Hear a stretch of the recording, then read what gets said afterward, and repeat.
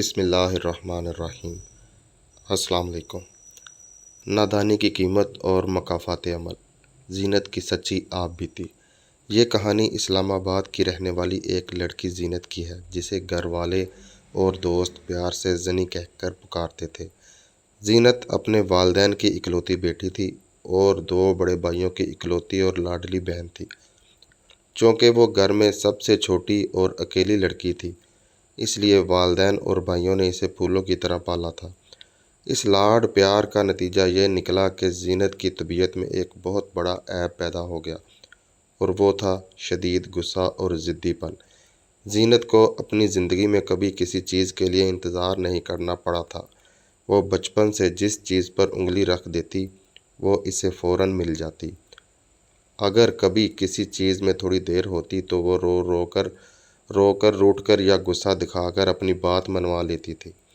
گھر والے اس کے غصے سے ڈرتے تھے اور اس کی ہر خواہش پوری کر دیتے تھے، جس کی وجہ سے اسے کبھی اپنے غصے کو قابو کرنے کی عادت ہی نہیں پڑی۔ جب زینت یونیورسٹی میں پہنچی اور بیچلرز کر رہی تھی تو وہاں اس کی ملاقات دانیال سے ہوئی۔ دانیال ایک بہت ہی شریف، خوبصورت، سلجھے ہوئے اور ایک انتہائی امیر اور معزز خاندان سے تعلق رکھنے والا لڑکا تھا۔ دونوں کے درمیان پہلے دوستی ہوئی اور پھر یہ دوستی آہستہ آہستہ محبت میں بدل گئی، لیکن دونوں نے معاملے کو طول دینے یا وقت ضائع کرنے کے بجائے عقل مندی کا مظاہرہ کیا اور اپنے گھر والوں سے بات کرنے کا فیصلہ کیا۔ زینت نے اپنے والدین کو بتایا اور دانیال نے اپنے گھر بات کی۔ چونکہ دانیال کا خاندان بہت ہی با اخلاق تھا اور زینت کے والدین بھی کھلے ذہن کے تھے، اس لیے دونوں خاندانوں نے بچوں کی خوشی کو مقدم رکھا۔ بڑی دھوم دھام سے دونوں کی شادی ہو گئی اور زینت ایک خوابوں جیسی زندگی میں داخل ہو گئی۔ شادی کے بعد زینت دانیال کے ایک بہت بڑے اور شاندار مشترکہ خاندانی گھر میں منتقل ہو گئی۔ دانیال کے 2 بڑے بھائی اور 2 بہنیں تھیں، جو سب شادی شدہ تھے۔ اس اتنے بڑے گھر میں زینت کو جو عزت اور محبت ملی، وہ اس کا بیان بھی نہیں کر سکتی تھی، مگر اس کے اندر چھپا غصے کا طوفان سب کچھ برباد کر دینے والا تھا۔ مشترکہ خاندانی نظام میں رہتے ہوئے کبھی کبھار چھوٹی موٹی باتیں ہو جانا ایک عام سی بات ہے۔ ایک دن زینت کچن میں روٹیاں پکا رہی تھی تو اس کی جٹھانی نے محبت سے کہہ دیا، "زنی، تم گول روٹی بنانی نہیں آتی؟ ادھر آؤ، میں تمہیں سکھاتی ہوں۔" بس یہ بات زینت کے انا پرست دل پر لگ گئی۔ اس نے اس وقت تو کچھ نہیں کہا، لیکن اندر ہی اندر غصے سے تلملا اٹھی، اور شام کو جب دانیال تھکا ہارا گھر لوٹا تو زینت نے کسی اور بہانے اس پر اپنا سارا غصہ نکال دیا۔ اسی طرح کبھی کپڑے دھونے کے دوران اگر صرف کی خوشبو زیادہ رہ جاتی یا بالکونی میں سکھانے کے لیے ڈالے گئے کپڑے ہوا سے نیچے گر جاتے اور سانس صرف اتنا کہہ دیتی کہ "او ہو زنی، دیکھو ذرا، کپڑے نیچے گر کر مٹی میں خراب ہو گئے", تو زینت کو یہ معمولی سی ٹوک بھی ایک بہت بڑا ظلم محسوس ہوتی۔ اسے لگتا کہ پورا سسرال اس کے خلاف سازش کر رہا ہے اور اسے دبانے کی کوشش کر رہا ہے۔ حد تو یہ تھی کہ اگر کوئی مذاق میں یہ بھی کہہ دیتا کہ "تم شادی کے بعد تھوڑی موٹی ہو رہی ہو", تو زینت سے یہ بات برداشت نہیں ہوتی تھی۔ وہ ان چھوٹی چھوٹی باتوں کو لے کر بیٹھ جاتی اور رات کو دانیال کا جینا حرام کر دیتی۔ دانیال ایک انتہائی صابر اور محبت کرنے والا شوہر تھا۔ جب زینت غصے میں چیختی چلاتی تو دانیال آگے سے مسکرا کر اسے پیار سے گلے لگا لیتا اور ٹھنڈا کرنے کی کوشش کرتا، لیکن زینت کو اس کی یہ مسکراہٹ بھی اپنا مذاق اڑانے کے مترادف لگتی۔ وہ دانیال سے کہتی کہ "اگر تم میرے سامنے مسکراتے کیوں ہو؟ تمہیں چاہیے کہ اپنے گھر والوں سے لڑو اور انہیں کہو کہ وہ مجھ سے اس طرح بات نہ کریں۔" آہستہ آہستہ زینت کا غصہ اور ضد اتنی بڑھ گئی کہ وہ انتہائی معمولی باتوں پر گھنٹوں جھگڑا کرتی، جیسے کہ "گاڑی کی اگلی سیٹ پر جٹھانی کیوں بیٹھی ہے?" یا "تم نے مجھے اڑوس پڑوس کے سامنے اکیلے کیوں چھوڑا؟" ایک دن ساس نے اسے کسی بات پر تھوڑا سخت لہجے میں سمجھانے کی کوشش کی تو زینت نے اسے اپنی توہین سمجھا اور اپنے والدین کو فون کر کے بات کو بڑھا چڑھا کر پیش کیا۔ والدین نے سمجھایا کہ بیٹی، ہر گھر میں ایسا ہوتا ہے، لیکن زینت اڑ گئی۔ اس نے دانیال سے صاف کہہ دیا کہ میں نے تمہارے ساتھ نہیں رہنا، مجھے طلاق چاہیے۔ جب دانیال نے پہلی بار زینت کے منہ سے طلاق کا لفظ سنا تو وہ بٹھا کر رو پڑا۔ اس نے زینت کے ہاتھ جوڑے اور کہا، زنی، تمہارا دماغ خراب ہو گیا ہے، کیا تم ہوش میں ہو؟ جس دانیال کے لیے تم نے دنیا کی پرواہ نہیں کی، آج اس سے الگ ہونا چاہتی ہو؟ لیکن زینت کے دماغ پر غصے کا بھوت سوار تھا۔ دانیال اور اس کا پورا خاندان زینت کو منانے اس کے مائکے بھی گیا، لیکن زینت نے اپنی ضد کے آگے کسی کی ایک نہ سنی اور بالآخر ایک ہنستا کھیلتا بستا بسایا گھر اپنے ہی ہاتھوں سے اجڑوا کر طلاق لے لی۔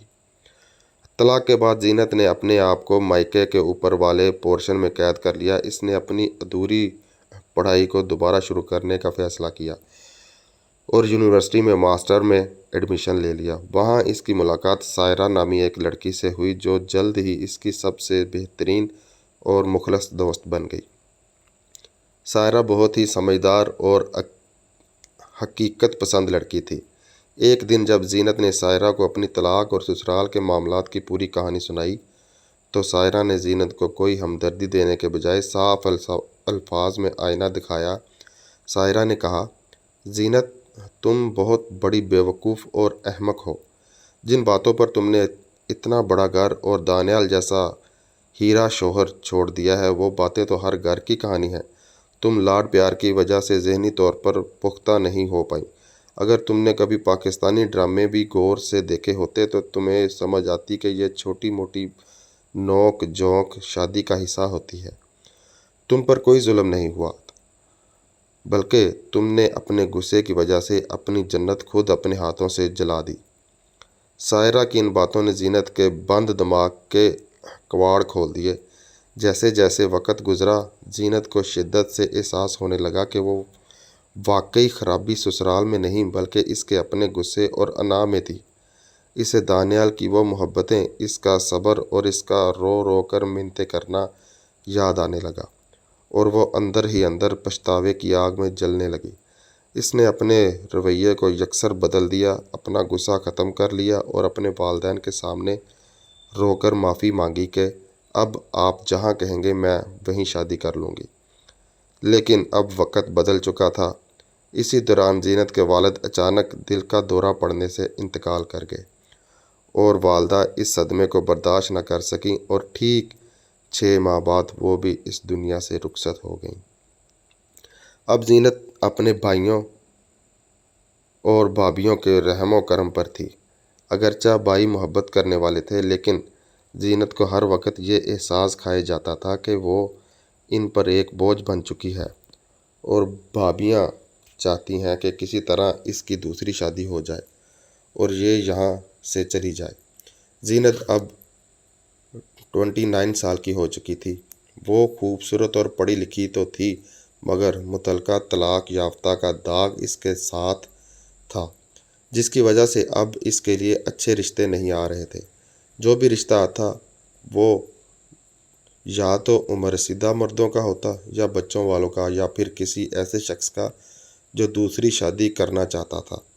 تقریباً 2 سال تک یہ تماشا دیکھنے کے بعد ایک دن ایک رشتہ آیا جو عبدالحق نامی ایک شخص کا تھا۔ بھائیوں نے بتایا کہ وہ ایک اسکول کا سینئر ٹیچر ہے، اس کا ایک کنال کا بڑا گھر ہے اور گاڑی بھی ہے۔ جب زینت نے سنا کہ وہ ایک ٹیچر ہے تو اس کے دل میں ایک امید جاگی۔ اس نے سوچا کہ جو شخص بچوں کو پڑھاتا ہے اور ان کی تربیت کرتا ہے وہ یقیناً ایک بہت ہی صابر یا با اخلاق اور نیک انسان ہوگا۔ زینت کے دماغ سے اب دولت، سٹیٹس، نخرے یا بالکل ختم ہو چکے تھے۔ وہ صرف ایک پرسکون گھر چاہتی تھی۔ شادی سے پہلے زینت کو بھابھی نے بتایا کہ عبدالحق کی عمر 40 سال کے قریب ہے اور اس کی پہلی بیوی اسے دھوکہ دے کر کسی اور کے ساتھ بھاگ گئی تھی، جبکہ اس نے جب دوسری شادی کی تو اس بیوی کا بیٹی کی پیدائش کے وقت انتقال ہو گیا۔ اب گھر میں اس کی ایک چھوٹی بیٹی تھی۔ زینت نے سوچا کہ وہ یتیم بچی کو ماں کا پیار دے گی اور ایک اچھے بچوں کی طرح اپنا گھر بسائے گی۔ زینت نے شادی کے لیے ہاں کر دی، لیکن شادی کی پہلی ہی رات جب عبدالحق کمرے میں داخل ہوا تو منظر بالکل مختلف تھا۔ اس نے ایک بہت ہی تیز اور عجیب سا عطر لگا رکھا تھا۔ ابھی گفتگو شروع ہی ہوئی تھی کہ عبدالحق کے موبائل پر واٹس ایپ کے پیغام اور کالز کی لائن لگ گئی۔ زینت جب وہ باتیں اور پیغامات سن رہی تھی تو اس کے رونگٹے کھڑے ہو گئے۔ وہ کسی اسکول ٹیچر کی گفتگو نہیں تھی، بلکہ تعویذ، گنڈے، جادو ٹونے اور جنات کے حوالے سے باتیں ہو رہی تھیں۔ عبدالحق لوگوں کو عجیب و غریب دعائیں عمل بتا رہا تھا، جس سے زینت کو اندازہ ہوا کہ یہ کوئی جادوگر یا عاملی قسم کا انسان ہے جو خود کو بہت بڑا اللہ والا ظاہر کرتا ہے۔ اگلے دن ولیمے کا فنکشن تھا۔ جب دونوں سٹیج پر بیٹھے تو زینت یہ دیکھ کر حیران رہ گئی کہ آنے والے مہمان اور عقیدت مند مرد عورتیں آ کر عبدالحق کے گھٹنوں اور پیروں کو ہاتھ لگا رہے تھے، اور عبدالحق بڑے فخر سے ان کے سروں پر ہاتھ پھیر کر دعائیں دے رہا تھا۔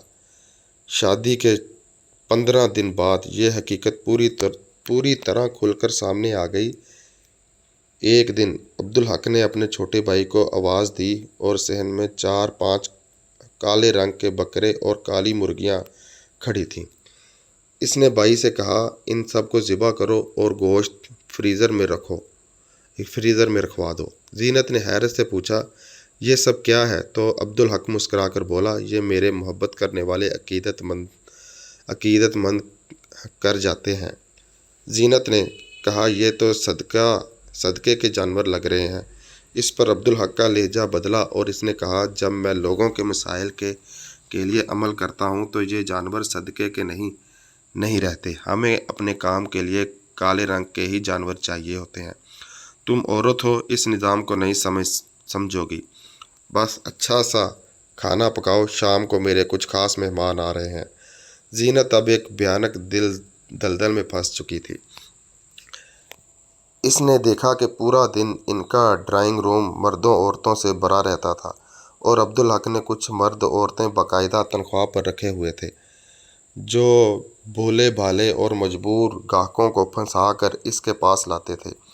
وہ لوگوں کو دھوکہ دے کر کہتا تھا کہ اس کے پاس ایسا طبیب ہے جو شوگر، بواسیر، کینسر تک ٹھیک کر سکتا ہے۔ زینت نے ایک دن بڑے ادب سے اپنے شوہر سے کہا، عبدالحق صاحب، یہ آپ کیا کر رہے ہیں؟ دنیا کا بہترین علاج تو ڈاکٹروں کے پاس ہے، اور اگر کسی کو کوئی مسئلہ ہو تو وہ ہمیں اللہ سے دعا کرنی چاہیے اور محبت کرنی چاہیے۔ یہ جادو ٹونے اور لوگوں کو لوٹنا بند کریں۔ عبدالحق نے جب اپنی نئی بیوی کے منہ سے یہ باتیں سنی تو اس کا وہ ململا اترا جو اس نے شرافت کا چڑھا رکھا تھا۔ اس نے زینت کو بالوں سے پکڑا اور اس پر بدترین تشدد کر دیا۔ وہ زینت کو اس قدر بے دردی سے مارتا تھا کہ وہ ادموئی ہو جاتی۔ جب زینت نے یہ بات عبدالحق کے گھر والوں کو بتائی تو کسی نے اس کا ساتھ نہیں دیا، بلکہ الٹا زینت کو ہی سمجھایا کہ تم ایک پہنچے ہوئے بزرگ اور روحانی شخصیت کے رتبے کو نہیں سمجھ سکتی، چپ کر بیٹھی رہو۔ یہ زینت کے لیے ایک بہت بڑا سبق تھا۔ اسے یاد آیا کہ جب دانیال اس کے سامنے ہاتھ جوڑتا تھا تو وہ اسے ٹھوکر مارتی تھی، اور آج یہ جاہل اور ظالم شخص اسے جانوروں کی طرح پیٹتا تھا، لیکن وہ اپنا گھر بچانے کی خاطر سب کچھ برداشت کر رہی تھی۔ 2 سال اسی عذاب میں گزر گئے۔ جب عبدالحق کو شک ہوا کہ زینت کو اس کے کرتوتوں پر نظر رکھ رہی ہے تو وہ اکثر زینت کو زبردستی اس کے بھائیوں کے گھر چھوڑ آتا تھا، پیچھے سے کھل کر اپنے غلط کام کر سکے۔ ایک دن عبدالحق نے زینت کو اس کے بھائیوں کے گھر چھوڑا، لیکن زینت کا دل گواہی نہیں دے رہا تھا۔ وہ ٹھیک 2 گھنٹے بعد چپکے سے ٹیکسی لے کر واپس اپنے گھر پہنچ گئی۔ جب وہ گھر کے اندر داخل ہوئی تو صحن میں ایک انتہائی غریب حالت میں بوڑھی عورت بیٹھی اور رو رہی تھی۔ زینت اس کے پاس گئی اور پوچھا، مائی تم کون ہو اور کیوں رو رہی ہو؟ اس عورت نے روتے ہوئے بتایا کہ اندر پیر صاحب میری جوان بہو کا علاج کر رہے ہیں۔ ہماری شادی کو 1 سال ہو گیا ہے اور اس کی گود نہیں بھری۔ زینت نے کہا، مائی خدا کا خوف کرو، ابھی شادی کو سال ہی تو ہوا ہے، ڈاکٹر کو دکھاؤ، پیر کے پاس کیوں لائی ہو؟ اسی دوران زینت کی چھٹی ہرس نے خطرے کا سگنل دیا۔ وہ تیزی سے اندر اس کمرے کی طرف بڑھی جہاں عبدالحق علاج کے بہانے عورتوں کو لے جاتا تھا۔ کمرے کا دروازہ اندر سے بند تھا۔ زینت نے زور زور سے دروازہ پیٹنا شروع کیا تو اچانک اندر سے اس معصوم لڑکی کی رونے اور چیخنے کی آوازیں آئیں۔ زینت نے پوری طاقت سے دھکا دے کر جب دروازہ کھولا تو اندر کا منظر دیکھ کر اس کے پاؤں تلے زمین نکل گئی۔ وہ درندہ صفت عبدالحق اس مجبور اور معصوم لڑکی کی عزت تار تار کر چکا تھا، اور وہ لڑکی زینت کو دیکھتے ہی اس کے سینے سے لگ کر داڑھیں مار مار کر رونے لگی۔ زینت کا خون کھول اٹھا۔ اس نے دانیال کے وقت تو ناجائز غصہ دکھایا تھا، لیکن آج اس کا غصہ ایک جائز اور غیرت مند عورت کا غصہ تھا۔ اس نے فوری طور پر اس لڑکی اور اس کی ساس کو کمرے سے باہر نکالا، کمرے کو باہر سے تالا لگایا تاکہ عبدالحق بھاگ نہ سکے، اور سیدھا پولیس کو فون کر دیا۔ پولیس فوراً موقع پر پہنچی اور عبدالحق کو رنگے ہاتھوں گرفتار کر کے تھانے لے گئی۔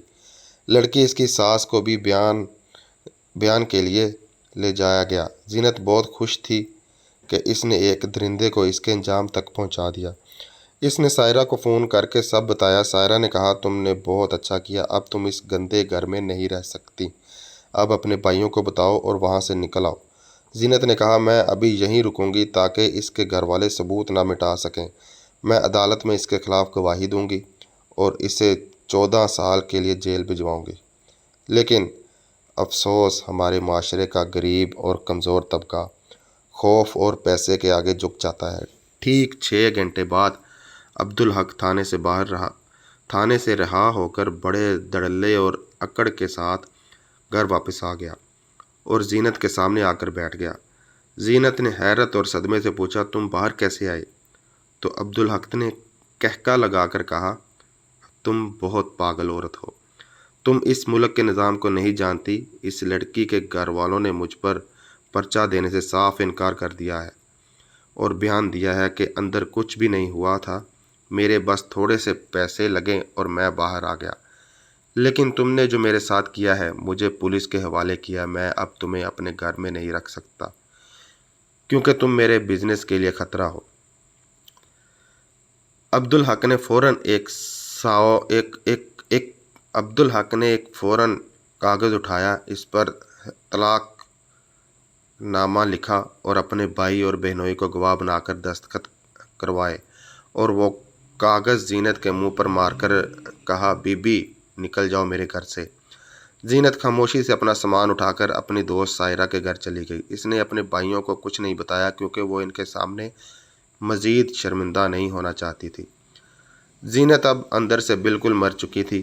وہ شدید ترین ڈپریشن کا شکار ہو سکتی تھی، لیکن سائرہ ایک سچی دوست ثابت ہوئی۔ سائرہ نے اگلے 6 مہینے رات دن زینت کی ذہنی تھراپی کی، اسے حوصلہ دیا اور زندگی کی طرف واپس لائی۔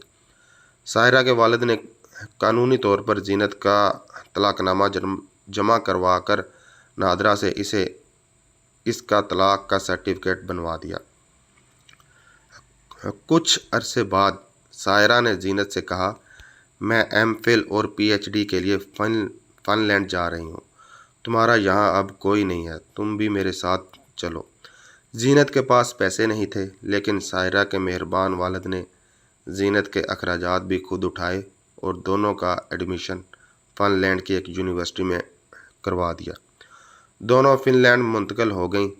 بعد میں سائرہ کی شادی جرمنی میں اس کے کزن سے ہو گئی اور وہ جرمنی چلی گئی، جبکہ زینت آج بھی فن لینڈ میں اکیلی رہتی ہے۔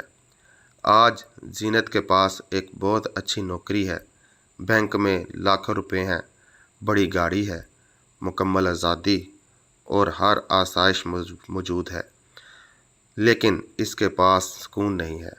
وہ فن لینڈ کی ہڈیوں کو جما دینے والی سردی میں جب لانگ کوٹ پہن کر سڑکوں پر نکلتی ہے تو اسے دانیال کی یاد تڑپاتی ہے۔ وہ روتے ہوئے کہتی ہے، لوگ ہمیشہ مرد کو قصوروار ٹھہراتے ہیں۔ میری دوسری شادی میں بھی مرد کی ہی بدترین زیادتی تھی، لیکن میں اجڑے ہوئے گھروں والی لڑکیوں کو یہ بتانا چاہتی ہوں کہ جب خوشی اور اچھا وقت آپ کے دروازے پر دستخط دے تو اسے پہچان لیا کریں۔ کاش میں پہلی شادی میں تھوڑا سا اپنے غصے کو قابو کیا ہوتا۔ کاش میری ساس یا جٹھانی کی باتوں پر میں نے مسکرا کر درگزر کر دیا ہوتا تو آج میں دانیال جیسے محبت کرنے والے شوہر کے گھر کی ملکہ ہوتی۔ وہ حسرت سے کہتی ہے کہ میرے باپ نے لاڈ پیار میں میری ہر ضد پوری کی۔ کاش انہوں نے بچپن میں میری غلط باتوں پر مجھے ایک تھپڑ مارا ہوتا یا مجھے جھڑکا ہوتا تو آج زندگی سے اتنے تھپڑ نہ کھانے پڑتے۔ میرے پہلے شوہر دانیال کو ایک اچھی بیوی نہیں ملی اور مجھے دوسری نکاح میں ایک اچھا شوہر نہیں ملا۔ میرے غصے نے مجھے دانیال سے الگ کیا اور پھر عبدالحق کی شکل میں مجھے میرے کیے کی سزا ملی۔ زینت نے اب فیصلہ کر لیا ہے کہ وہ زندگی میں کبھی شادی نہیں کرے گی، لیکن وہ دنیا کی تمام لڑکیوں کو یہ پیغام دینا چاہتی ہے کہ شادی پھولوں کی سیج نہیں ہوتی، اس میں اچھے اور برے دن دونوں آتے ہیں۔ اس لیے اپنے غصے، ضد اور انا کی وجہ سے بنے بنائے آشیانے کو کبھی آگ مت لگائیں۔ دوستو، آپ کو یہ کہانی کیسی لگی؟ اگر اچھی لگی ہو تو کمنٹ میں اپنی رائے کا اظہار ضرور کیجیے گا۔ السلام علیکم۔